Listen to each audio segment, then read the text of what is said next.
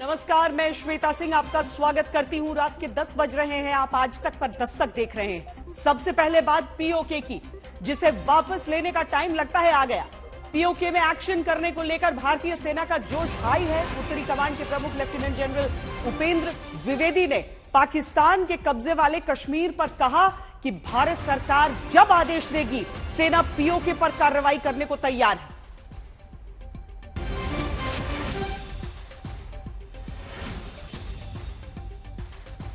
तीन नवंबर को हिमाचल प्रदेश के कांगड़ा में रक्षा मंत्री राजनाथ सिंह एक रैली को संबोधित कर रहे थे, जब भीड़ में से लोगों ने पीओके का नारा लगाया था। इस पर रक्षा मंत्री ने कहा था कि धैर्य रखिए, धैर्य रखिए।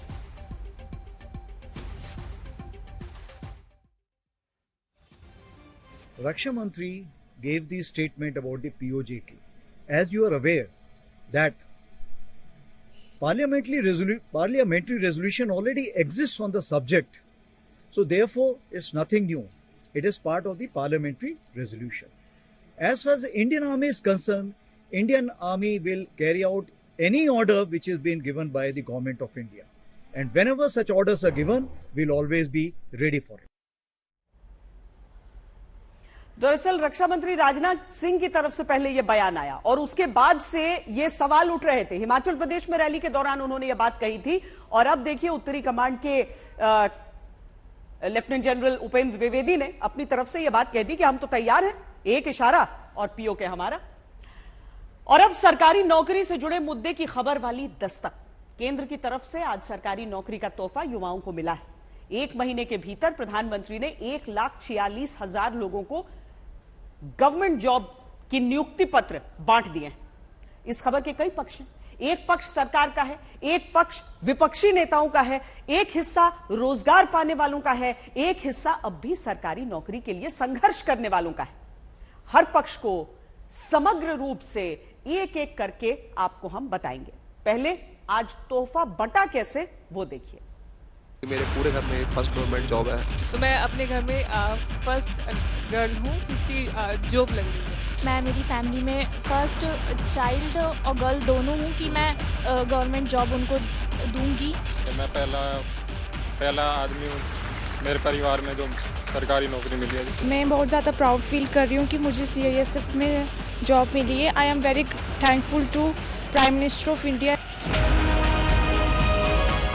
8 साल में 7,22,311 लोगों को केंद्र में सरकारी नौकरी देने के बाद अगले 1 साल में 10 लाख नौकरी देने का वादा करके जब 1 महीने के भीतर 1,46,000 लोगों को केंद्र में गवर्नमेंट जॉब का नियुक्ति पत्र बंट गया, तो 45 शहरों में प्रधानमंत्री के साथ ऑनलाइन जुड़कर और केंद्र के मंत्रियों के हाथों अपॉइंटमेंट लेटर सीधे पाने वाले इस बार 71,000 युवाओं का सपना सरकारी नौकरी पाने वाला पूरा हुआ।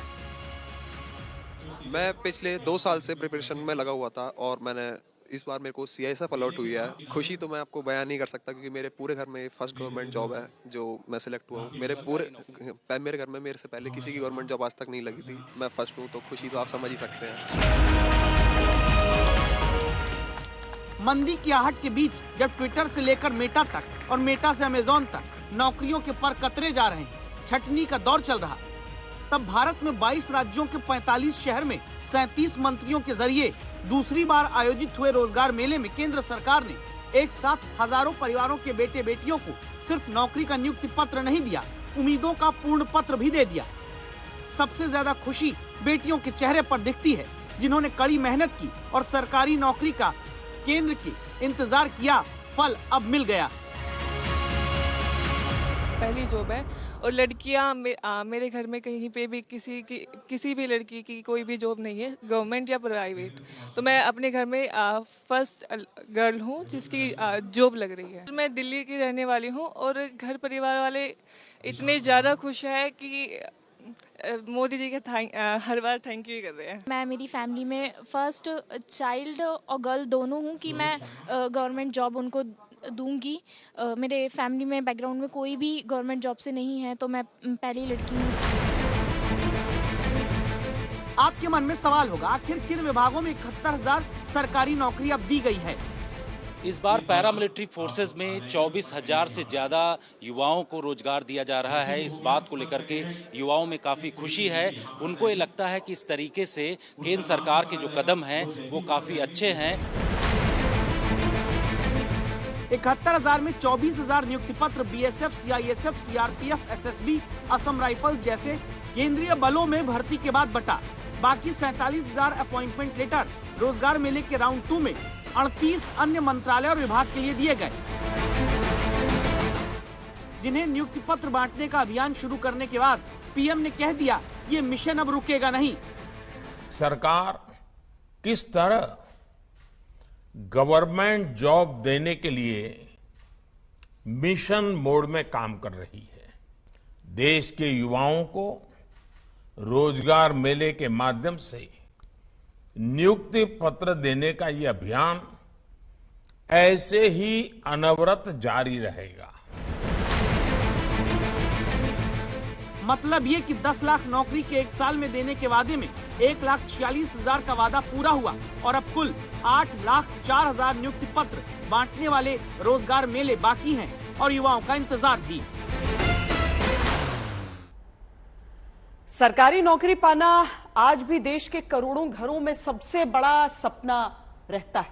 वजह सरकारी नौकरी में मिलने वाली सुरक्षित भविष्य की गारंटी। समाज में बेटे बेटियों के बड़े होते ही माता पिता को किसी भी जगह जाने पर रिश्तेदारों के एक सवाल का सामना जरूर करना पड़ता है। सवाल यह कि आपका बेटा आजकल क्या कर रहा है, आपकी बेटी ने जो इम्तिहान दिया था निकला कि नहीं। वर्षों तक घर वाले इनका जवाब यही देते आए कि लगा हुआ है, देखो इस बार नौकरी शायद मिल जाए। अब अगर 1 महीने में 1.5 लाख के करीब नौकरियां अकेले केंद्र दे रहा है, इसका मतलब है कि नौकरियां देने की क्षमता पूरी है। इसीलिए अब इस मुद्दे पर दूसरा पक्ष यह है कि क्या सरकारी नौकरी देने में देरी की जाती है। मेरे युवा साथियों, आपको ये नई जिम्मेदारी एक विशेष कालखंड में मिल रही है। देश अमृत काल में प्रवेश कर चुका है। इस बात में रत्ती भर शक नहीं कि आजादी का अमृत वर्ष ही है, बल्कि केंद्र की सरकारी नौकरियों का नियुक्ति पत्र देने का भी यह अमृत वर्ष ही कहिए। इस बात को कहने की वजह ये कि जब 1 महीने में 1,46,000 नौकरियों के नियुक्ति पत्र युवाओं को बंट गए, तब सच ये भी कि 2014-15 से 2021-22 के बीच 22 करोड़ लोगों ने नौकरी केंद्र में पाने के लिए आवेदन किया, तो 8 साल में सिर्फ 7,22,311 को नौकरी मिली थी। 8 साल में 22 करोड़ नौकरी का फॉर्म भरने वालों में सिर्फ 0.33% युवा केंद्र में नौकरी पाए। और अब 1 साल में 10 लाख नौकरी देने के वादे के बाद 1 महीने में उस वादे के 14.6% नौकरियों के अपॉइंटमेंट लेटर बंट गए। कैथल हरियाणा से ऐसा कैसे संभव हुआ, ये सवाल हमने चंडीगढ़ में अपॉइंटमेंट लेटर बांटने की जिम्मेदारी उठाने वाले केंद्रीय मंत्री हरदीप पुरी से पूछा। होता क्या था, गवर्नमेंट डिपार्टमेंट्स में ये वैकेंसीज पाइल अप हो जाती थी। सो माननीय प्रधानमंत्री जी ने ये जो निर्णय किया है रोजगार मेला करना with individuals identified, it is also generating a lot of very positive related activity. प्रधानमंत्री के फैसले के बाद केंद्र का हर विभाग सक्रिय हुआ। खाली पदों को भरने का काम तेजी से शुरू हुआ, वरना पहले यही प्रक्रिया कितनी सुस्त चलती रही, इसका सबूत खुद सरकार संसद में बता चुकी है। 2014-15 से 2021-22 के बीच 8 साल में हर वर्ष औसत 90,288 लोग सरकारी नौकरी केंद्र में पा रहे थे। लेकिन अब 22 अक्टूबर और 22 नवंबर 1 महीने में 2 रोजगार मेले में पहले 75,000 और फिर 71,000 यानी 1,46,000 नियुक्ति पत्र बंट गए।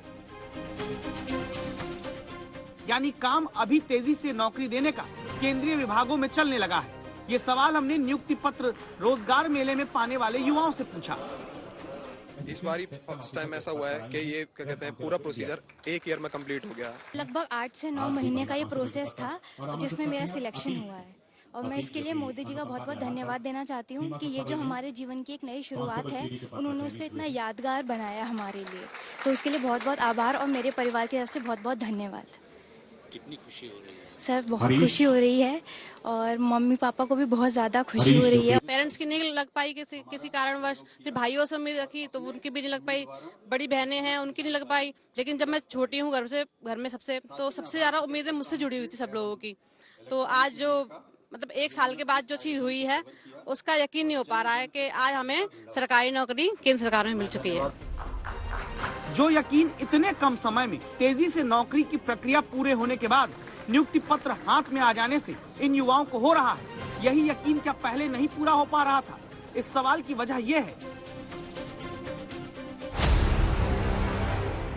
संसद में दिए सरकार के जवाब के मुताबिक 2014-15 से 21-22 में 8 साल के भीतर सिर्फ 2019-20 यानी जिस साल चुनाव हुए और सरकार दोबारा बनी, उसी वर्ष सबसे ज्यादा 1,47,000 लोगों को नौकरी केंद्र के विभागों में मिली। बाकी 7 वर्ष में नौकरी के अवसर घटे थे।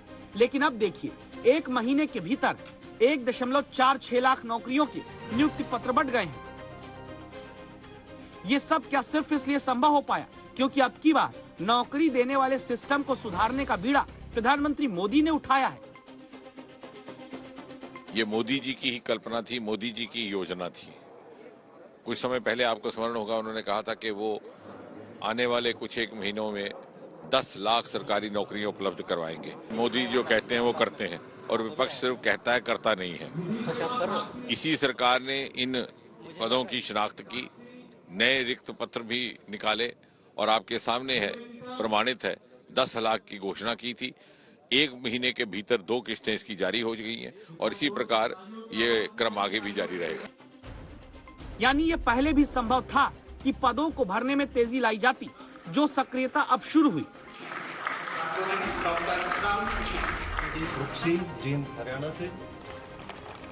तभी तो अपॉइंटमेंट लेकर केंद्र की नौकरी का पाने वाले चेहरों पर रोजगार पाने का सुकून है, देश के लिए कुछ करने का जुनून है और भविष्य की सुरक्षा का एहसास दिखता है। केंद्र सरकार का कहना है कि सिर्फ 10 लाख सरकारी नौकरी नहीं देंगे, बल्कि 5 साल के भीतर प्रोडक्शन लिंक्ड इंसेंटिव योजना से 60 लाख रोजगार पैदा करने का लक्ष्य है। साथ ही मुद्रा लोन और दूसरी अन्य योजनाओं से युवाओं के लिए रोजगार के मौके पैदा किए जा रहे हैं। लेकिन रोजगार का यही मुद्दा राजनीति में तब घिर जाता है जब विश्व की बड़ी बड़ी कंपनियां अभी संकट के समय में कर्मचारियों की छंटनी कर रही हैं। वैश्विक महामारी और युद्ध के संकट के बीच पूरे विश्व में युवाओं के सामने नए अवसरों का संकट है। बड़े बड़े एक्सपर्ट्स विकसित देशों में भी बड़े संकट की आशंका जता रहे हैं। ऐसे समय में इकोनॉमिस्ट और एक्सपर्ट्स ये कह रहे हैं कि भारत के पास अपना आर्थिक सामर्थ्य दिखाने और नए अवसरों को बढ़ाने का एक स्वर्णिम मौका है। ट्विटर अपने 7,500 में से आधे कर्मचारियों की छंटनी कर चुका है। फेसबुक चलाने वाली कंपनी मेटा ने 11,000 की नौकरी छीन ली। गूगल की पेरेंट कंपनी अल्फाबेट के मैनेजर्स को भी दावा है 6% कर्मचारियों की नौकरी से छंटनी के निर्देश मिले। अमेजॉन में दावा है कि हजारों नौकरी छीनी जा सकती है। ऐसे वक्त में जब केंद्र की तरफ से दूसरी बार रोजगार मेले में 71,000 नौकरियों की नियुक्ति पत्र बटे, तो देश में इस पर भी राजनीति शुरू हुई। मोर्चा संभाला है बिहार के डिप्टी सीएम और नीतीश कुमार के साथ सरकार चला रहे तेजस्वी यादव ने, जो 10 लाख नौकरी का वादा चुनाव में किए थे। तेजस्वी और नीतीश कुमार भी अलग अलग विभागों में बिहार के भीतर नियुक्ति पत्र बांटने के कार्यक्रम करते आ रहे हैं। अब तेजस्वी का दावा है कि उन्हें देखकर ही केंद्र ने अपॉइंटमेंट लेटर बांटने की तैयारी की। माननीय मुख्यमंत्री जी द्वारा अगर नियुक्ति पत्र बांटा जा रहा है और उसको देखते हुए अगर केंद्र जो है नियुक्ति पत्र बांट रही है, तो इससे बड़ा बात क्या हो सकता है? क्या जो दावा तेजस्वी करते हैं वो सत्य है? क्या केंद्र ने बिहार को देखकर ये रोजगार मेला और नियुक्ति पत्र बांटना शुरू किया? जवाब है नहीं।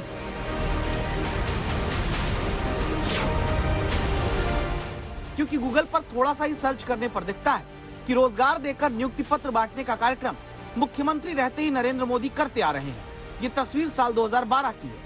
तब तेजस्वी यादव डिप्टी सीएम भी नहीं थे। गुजरात में नियुक्ति पत्र बांटने के ऐसे कार्यक्रम तब भी होते आए जब नरेंद्र मोदी प्रधानमंत्री बनकर दिल्ली आ गए। ये तस्वीर साल 2016 की। तीसरी तस्वीर मई 2022 की। तब भी गुजरात में नियुक्ति पत्र बांटने के प्रोग्राम हुए हैं, जबकि तेजस्वी यादव ने नीतीश कुमार के साथ मिलकर पहली बार नौकरी देकर अपॉइंटमेंट लेटर बांटने का कार्यक्रम इसी साल सितंबर महीने में शुरू किया है।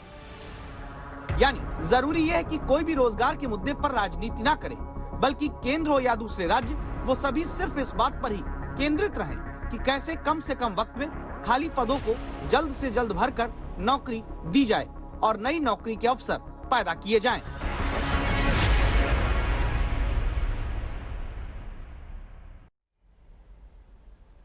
देश के हर गांव, हर घर तक बिजली पहुंचाने का अभियान सरकार चलाती है, लेकिन क्या सरकारी विभाग उसी अभियान को कागज पर पूरा करने की जल्दबाजी में नागरिकों को बिजली विभाग का कस्टमर बनाकर कष्ट देने लगते हैं? मैं आपको अब जो खबर दिखा रही हूं, इसकी तस्वीरें ध्यान से देखिए। ये तस्वीरें उत्तर प्रदेश के शामली जिले की हैं, जहां कई लोग इस बात से तो खुश हुए कि इनके घर में बिजली का मीटर लग गया, लेकिन परेशानी तब हुई जब बिना बिजली का कनेक्शन जोड़े इनके घर बिजली का बिल आने लगा। यानी मीटर बिजली का चालू हुआ नहीं और बिल पहले ही आने लगा। बिल भी ऐसा वैसा नहीं, 5,000, 10,000 से लेकर 50,000 तक का। अब शामली के झिंझाना में दावा है कि ऐसे कई गांवों में लोग परेशान हैं। मीटर देखते हैं, फिर बिना बिजली के आया हुआ बिल देखते हैं। उम्मीद है कि आप दस्तक देंगे तो इनके साथ इंसाफ होगा।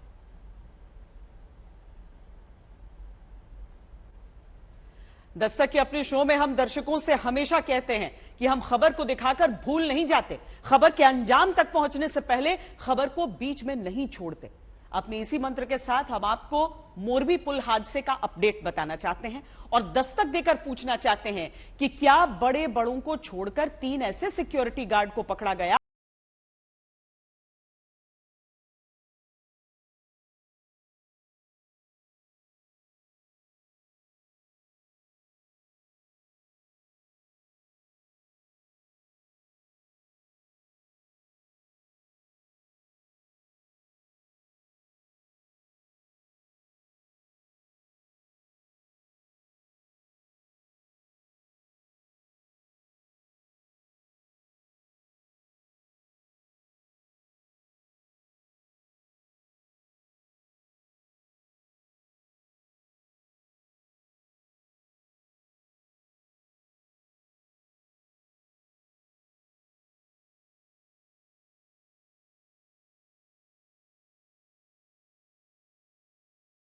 बदलना जरूरी था, नहीं बदला गया। पुल को संभालने वाला एंकर टूटा हुआ था। पुल से जुड़े जो बोल्ट लगे थे वो 3 इंच से ज्यादा खुले थे। यहाँ तक कि पूरे पुल को हटाकर उसे सही करके लगाना था, लेकिन सिर्फ खानापूर्ति हुई। इस आधार पर किसी भी आरोपी को जमानत न देने की अपील सरकारी वकील की तरफ से होती। लेकिन अब एक सवाल, जो रिपोर्ट में कमियां सामने आई, उसके लिए जिम्मेदार सुरक्षा का दावा करने वाली कंपनी के निदेशक, दूसरे बड़े अधिकारियों के साथ नगर पालिका के अधिकारी हैं, या फिर वो 3 गरीब सिक्योरिटी गार्ड जो 100 रुपए की दिहाड़ी कमाने के लिए मोरबी में रुक गए थे? ये बात समझने के लिए आज तक संवाददाता के साथ आप मोरबी से 500 किलोमीटर दूर दाहोद चलिए। ये दाहोद का गरबाडा तालुका है। ये गांव मोरबी हादसे में गिरफ्तार हुए 3 सुरक्षा गार्ड का है, जिनके लिए आवाज उठा रही सामाजिक कार्यकर्ता सुनीता दावा करती हैं कि मोरबी हादसे में पकड़े गए 3 सिक्योरिटी गार्ड अल्पेश, दिलीप और मनोज को उनकी गरीबी और लाचारी की सजा मिल रही है। दावा है कि तीनों सिक्योरिटी गार्ड दिवाली पर घर दूर होने की वजह से छुट्टी में दाहोद नहीं लौटे। दावा है कि तीनों सिक्योरिटी गार्ड सिर्फ 100 रुपए की दिहाड़ी पर मोरबी के पुल पर काम करने के लिए रुक गए थे। दिवाली पे छुट्टियां थी तो उनसे ऐसा लगा कि 500 किलोमीटर दूर है मेरा घर, तो मैं क्यों जाऊं। इनसे तो अच्छा है कि यहीं पे काम करूं। 3 दिन में काम कर रहे थे, 3 दिनों से, और तीसरे दिन वो घटना मोरबी की हो गई थी। मोरबी के हादसा, वो जो झूलता पुल है वो टूट गया था तीसरे दिन। वो 2 ही दिन उन्होंने काम किया था। दावा हुआ कि हादसे के दिन मोरबी पुल के 3000 से ज्यादा टिकट तक बेचे गए। क्या पुल को जानलेवा हालत में छोड़ने के लिए 3 गरीब गार्ड जिम्मेदार हैं? क्या तय क्षमता से कहीं ज्यादा टिकट बेचने के लिए ये गरीब गार्ड जिम्मेदार हैं? अब आप तय करिए कि मोरबी हादसे की जांच करती टीम और पुलिस को किसे पकड़ना चाहिए, किसे छोड़ना चाहिए। आज तक ब्यूरो।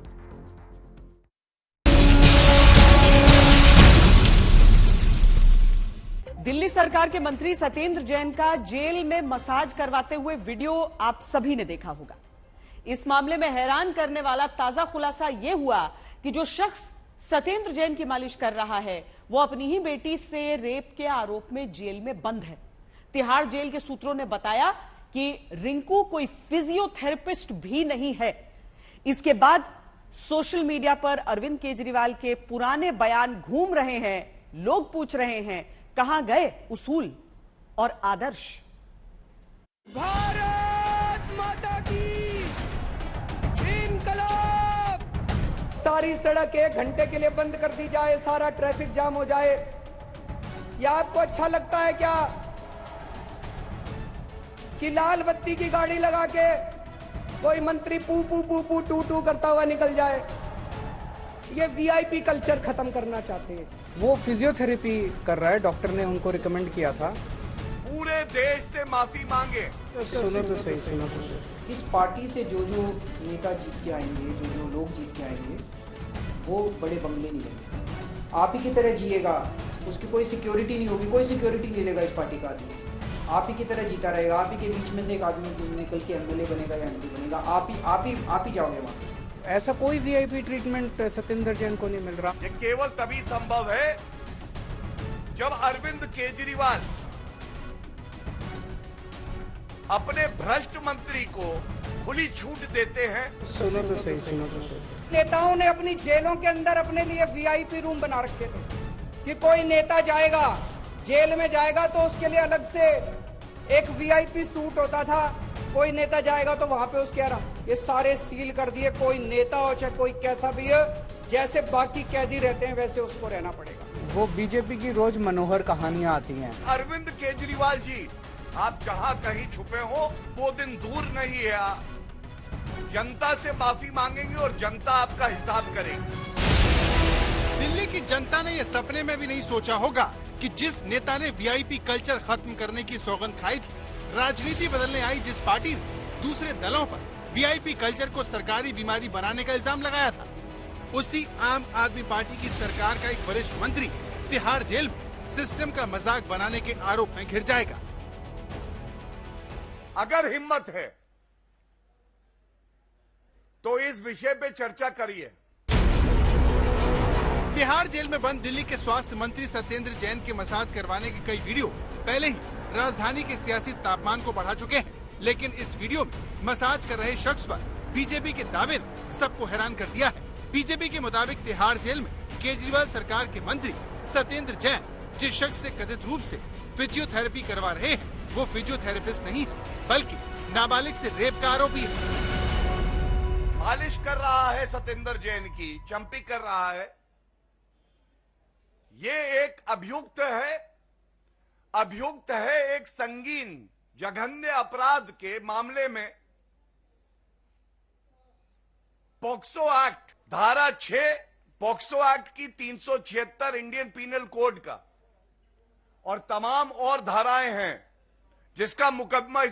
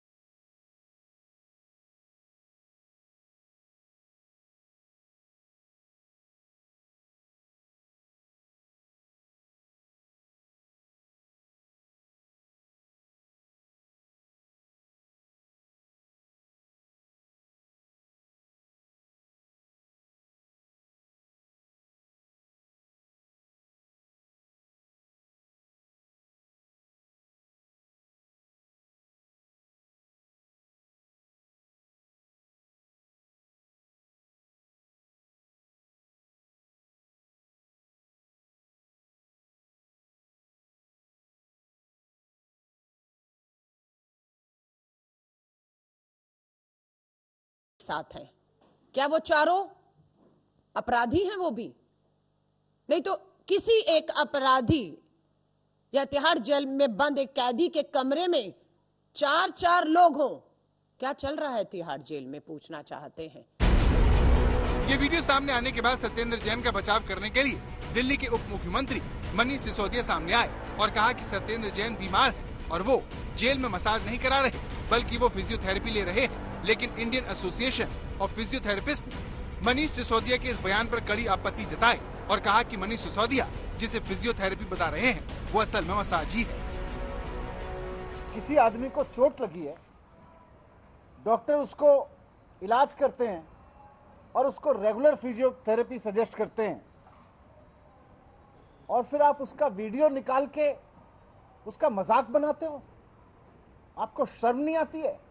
तो हमारी नजरों में कोई फिजियोथेरेपिस्ट इस तरह का मसाज नहीं करता है, हमारी टेक्निक में ये शामिल ही नहीं। सत्येंद्र जैन की गिरफ्तारी को आम आदमी पार्टी सियासी प्रतिशोध का नतीजा बताती रही है, लेकिन जेल में मसाज करवाने के आरोप पार्टी को बैकफुट पर डाल दिया है। इसकी सबसे बड़ी वजह जेल में नेताओं को मिलने वाले वीआईपी ट्रीटमेंट को लेकर अरविंद केजरीवाल के दावे हैं। पंजाब की एक रैली में अरविंद केजरीवाल ने कहा था कि उन्होंने जेलों में नेताओं को मिलने वाले वीआईपी कल्चर को बंद करवा दिया है। जेलों के अंदर वीआईपी कल्चर होता था, जेलों के अंदर बैठ के ये गैंगस्टर अपना गैंग चलाया करते थे। हमारी सरकार ने वहां से सारा इनका जो गैंग चलता था वो बंद कर दिया। उसके बाद इन नेताओं ने अपनी जेलों के अंदर अपने लिए वीआईपी रूम बना रखे थे कि कोई नेता जाएगा, जेल में जाएगा तो उसके लिए अलग से एक वीआईपी सूट होता था। कोई नेता जाएगा तो वहां पे उसके ये सारे सील कर दिए। कोई नेता हो चाहे कोई कैसा भी हो, जैसे बाकी कैदी रहते हैं वैसे उसको रहना पड़ेगा। लेकिन दिल्ली ही नहीं, सारा देश देख रहा है कि कैसे अरविंद केजरीवाल के करीबी मंत्री सत्येंद्र जैन के लिए जेल को होटल के कमरे में बदल दिया गया, जिसमें सत्येंद्र जैन आराम से बिस्तर पर लेटकर दस्तावेज पढ़ रहे हैं, एक साथ कई लोगों से मुलाकात कर रहे हैं। बीजेपी पूछ रही है कि क्या दिल्ली का आम आदमी तिहाड़ जेल में ऐसा कर सकता है? ऐसा व्यक्ति जिसपे भ्रष्टाचार के आरोप हैं और उसके साथ आज जो उजागर हुआ है कि वो ऐसे व्यक्तियों को संरक्षण देता है जो कि बलात्कार के मामले में अभियुक्त हैं, ऐसे मंत्री को आप बर्खास्त क्यों नहीं कर रहे हैं? और अगर अरविंद केजरीवाल जी ये जिम्मेदारी आपके कमजोर कंधों के लिए बहुत बड़ी है तो इस्तीफा दे दीजिए। भारतीय जनता पार्टी का एजेंडा है हम 5 साल कैसे अरविंद केजरीवाल को बदनाम करेंगे। उनका नारा है बदनाम किया है बदनाम करेंगे, इसलिए हमें वोट दे दो।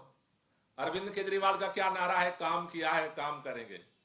सारी थीम पिछले 10 दिन से अगर आप देखें तो इसी थीम के चारों तरफ सारी राजनीति घूम रही है। वो चाहे सत्येंद्र जैन का मामला हो, चाहे मनीष सिसोदिया के ऊपर हो, चाहे इस डिपार्टमेंट का हो, चाहे उस डिपार्टमेंट का हो। बीजेपी केजरीवाल को सत्येंद्र जैन को होने वाली कथित मसाज पर जवाब देने की चुनौती दे रही है। दावा करती है कि जेल में सत्येंद्र जैन की न तो फिजियोथेरेपी हो रही थी और न ही मालिश कर रहा शख्स फिजियोथेरेपिस्ट था। वो कह रही है मेडिकल थेरेपिस्ट है, तो ये आप अपने चेक करवा लो, खुद ही स्टेटमेंट दे दो कि इसकी मेडिकल थेरेपी डिग्री कहाँ से और उसमें कौन से सेक्शन में वो चार्ज है। आई थिंक आम आदमी पार्टी को they should do some serious introspection. उनको देखना चाहिए वो कर क्या रहे हैं, क्या रहे हैं, उनके लोग क्या कर रहे हैं। वो बार बार किसी चीज को कोशिश करते हैं घुमाने की, और उन्होंने कहा कि वो फिजियोथेरेपी करा रहे थे। यानी एक रेपिस्ट से, एक पास्को के अपराधी से जिसने गंभीर अपराध किया है। केजरीवाल साहब आगे बताएं, अगर उनके अंदर मानवता है, कि क्या वो बीमारी का मजाक उड़ाया जा रहा था, वो फिजियोथेरेपिस्ट थे या रेपिस्ट थे जो करने वाले बता रहे थे, या बताएं अभी कि वो भी बीजेपी ने संस्थाओं का दुरुपयोग करते हुए इसको दुरुपयोग किया है। ईडी ने कोर्ट में एक हलफनामे और कुछ तस्वीरें देकर कहा था कि सत्येंद्र जैन को तिहाड़ जेल में कई तरह की सुविधाएं मिल रही हैं, लेकिन वीडियो लीक होने पर कोर्ट ने ईडी से जवाब मांगा। लेकिन जनता के मन में सवाल उस वीआईपी कल्चर का है जिसकी जड़ों को मिटाने के अरविंद केजरीवाल के दावे बीजेपी के खुलासे से कटघरे में आ गए हैं। दिल्ली से पंकज जैन के साथ आज तक ब्यूरो। सत्येंद्र जैन ने जेल के वीडियो लीक होने की न्यायिक जांच की मांग की उनका सवाल है कि आखिर जेल का वीडियो मीडिया के पास कैसे पहुंच गया। लेकिन सवाल तो यह भी है कि क्या किसी की जेल में मसाज की जा सकती है? क्या किसी आम कैदी को मिनरल वाटर मिल सकता है? बाहर से लोग आकर कैदी को उसकी सेल में क्या मिल सकते हैं?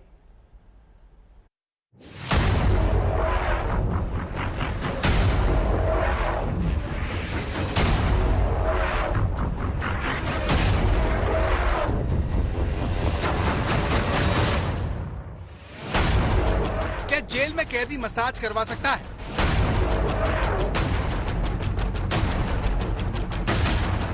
क्या जेल में बंद कैदी फिजियोथेरेपी करवा सकता है? क्या जेल में कैदी चंपी करवा सकता है? क्या जेल की सेल में कैदी से मिलने 2-3 लोग जा सकते हैं? यही नहीं, सत्येंद्र जैन की तिहाड़ की इन तस्वीरों ने जनता के मन को सवालों से भर दिया है। जैसे कि तिहाड़ में बंद कोई कैदी बाहर से बंद बोतल का पानी पी सकता है, बाहर से मंगाया खाना खा सकता है, अपने दोस्तों रिश्तेदारों से मिल सकता है। आज तक ने इन सवालों को तिहाड़ जेल के पूर्व पीआरओ सुनील गुप्ता से पूछा, जिन्होंने हमें बताया। जैसे वीडियो से पता लग रहा था कि उनकी मसाज जो है एक ऑर्डिनरी जो प्रिजनर है वो कर रहे थे। ये मसाज अलाउड नहीं है, कोई और प्रिजनर आके मसाज करें अलाउड नहीं है। जहाँ तक फिजियोथेरेपी वाली बात है तो हर एक जेल में फिजियोथेरेपी सेंटर बने हुए हैं, तो आप वहाँ पे एक्सपर्ट से जो है या जो फिजियोथेरेपिस्ट होता है या तो वो आपकी मसाज कर सकता है या जो उन्होंने एक्सपर्ट ट्रेंड किए होते हैं उनसे आप करवा सकते हो। तो सत्येंद्र जैन को जेल में जो ट्रीटमेंट मिला उसके बारे में जेल में बंद आम आदमी कल्पना भी नहीं कर सकता। लेकिन बात अब उससे आगे बढ़कर बलात्कार के आरोपी से मसाज करवाने तक जा पहुंची है।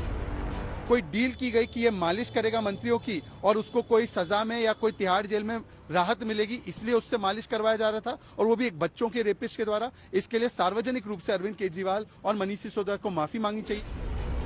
लेकिन बीजेपी के ऐसे ही आरोपों के खिलाफ अरविंद केजरीवाल सत्येंद्र जैन की ढाल बने हुए हैं, जिनका मानना है कि उनके स्वास्थ्य मंत्री को पद्म विभूषण से सम्मानित किया जाना चाहिए। सारी जांच से साफ सुथरे निकल के आएंगे और वो तो ऐसे व्यक्ति हैं जिस पे देश को गर्व होना चाहिए। उन्होंने देश को एक मोहल्ला क्लिनिक का मॉडल दिया, जिसको देश नहीं पूरी दुनिया से लोग देखने आ रहे हैं। यूएन सेक्रेटरी जनरल देखने के लिए आए, स्वीडन के पूर्व मुख्यमंत्री देखने के लिए आए, पूरी दुनिया के लोग मोहल्ला क्लिनिक देखने आ रहे हैं। उन्होंने दिल्ली को एक ऐसा स्वास्थ्य का मॉडल दिया, हेल्थ का मॉडल दिया कि सबका इलाज फ्री हो रहा है अब दिल्ली के अंदर, सारी दवाइयां सब। उन्हें तो मुझे लगता है कि पद्म भूषण, पद्म जो भी सबसे टॉप है, पद्म विभूषण देना चाहिए। सत्येंद्र जैन पर केजरीवाल को कितना भरोसा है, उसका अंदाजा इसी बात से लगाया जा सकता है कि दिल्ली के स्वास्थ्य मंत्री की गिरफ्तारी के 6 महीने बाद भी दिल्ली के मुख्यमंत्री अरविंद केजरीवाल ने अब तक सत्येंद्र जैन को उनके मंत्री पद से नहीं हटाया है और वो अब भी केजरीवाल सरकार का हिस्सा है। 3 हियरिंग में लगातार सीबीआई की जज ने पूछा, बार बार पूछा कि कोई सबूत तो दे दो सत्येंद्र जैन के खिलाफ। एक भी सबूत जब नहीं दे पाए तो कहते हैं ये जज अच्छी नहीं है, जज को बदलो। वो बेचारा 5 महीने से जेल में बैठा हुआ है। ये इनकी ईडी है और ये सीबीआई है। लेकिन हवाला के जरिए करोड़ों की हेराफेरी करने के आरोप को लेकर दिल्ली की एक अदालत सत्येंद्र जैन पर कड़ी टिप्पणी कर चुकी है। इस मामले में ईडी ने एक चार्जशीट दायर की थी, जिस पर टिप्पणी करते हुए दिल्ली की एक अदालत ने कहा कि सत्येंद्र जैन के मनी लॉन्ड्रिंग में शामिल होने के पर्याप्त सबूत है। कोर्ट ने अपने आदेश में कहा, जो सबूत रिकॉर्ड पर मौजूद हैं, उसके आधार पर कहा जा सकता है कि आरोपी की संलिप्तता दिखाने के लिए सबूत प्रारंभिक तौर पर पर्याप्त है। अदालत ने इसी वजह से सत्येंद्र जैन की जमानत याचिका को भी खारिज कर दिया। लेकिन इसके बावजूद अरविंद केजरीवाल को सत्येंद्र जैन में पूरा विश्वास है और वो उन्हें पाक साफ मानते हैं। सत्येंद्र के यहाँ 4 बार रेड हो चुकी, ढीला नहीं मिला सत्येंद्र के यहाँ। इन्होंने कलकत्ते से 2 हवाला डीलर्स को पकड़ा। उन हवाला डीलर्स ने हजारों लोगों को एंट्री दे रखी थी, हवाला का काम कर रखा था। उनकी गर्दन मरोड़ी और उनको कहा सत्येंद्र जैन का नाम लो। उन्होंने सत्येंद्र जैन का नाम ले लिया झूठा। उस बेसिस पे सत्येंद्र जैन को गिरफ्तार कर लिया। सत्येंद्र जैन पर आरोप है कि उन्होंने दिल्ली में कई शेल कंपनियां बनाई और कोलकाता के 3 हवाला ऑपरेटरों को कैश भेजा और 54 शेल कंपनियों के माध्यम से 16 करोड़ 39 लाख रुपए के काले धन को सफेद किया। आरोप है कि इस पैसे से सत्येंद्र जैन ने जमीन खरीदी और कर्ज चुकाया।